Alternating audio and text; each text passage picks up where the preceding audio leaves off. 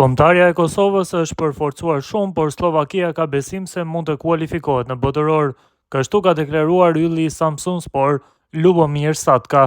Kosova do të jetë mysafiri i Slovakisë më 26 mars, sfidë ku slovakët shihen si favorit. Për faqen zyrtare të Federatës Slovake ka folur edhe Satka, i cili lavdëroi Kosovën për përmirësimin në kohët e fundit.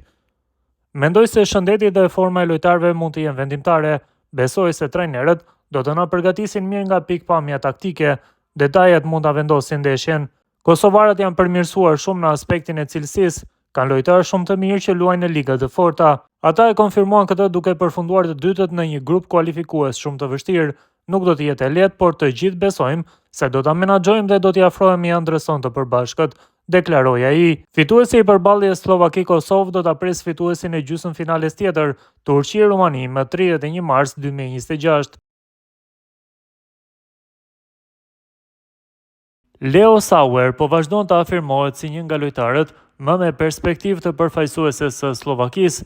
20 vjeçari po paraqitet me sukses tek Feyenoordi në Holand, ku në fundjavë shënoi edhe një gol duke dëshmuar se forma e tij po rritet në çdo ndeshje. Megjithatë, suksesi i tij nuk është vetëm në klub. Sauer ka arritur të grumbullojë 10 ndeshje me përfaqësuesen e Slovakisë, duke qenë pjesë e të gjitha 6 ndeshjeve kualifikuese për Kupën e Botës 2026. Ai pritet të jetë një nga titullarët kryesorë të skuadrës në ndeshjen e 26 marsit, kur Slovakia do të pres Kosovën në gjysmëfinalet e play-offit për kualifikim në botëror, që zhvillohet në Bratislav.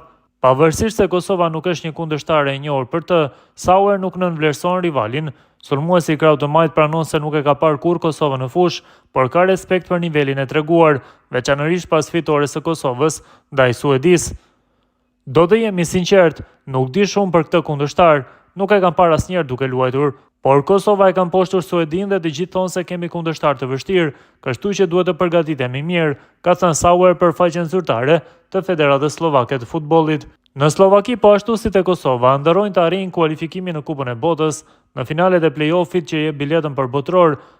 Fituesi i çiftit Slovaki-Kosovë do të përballet në shtëpi me fituesin e përballjes Turqi-Rumani.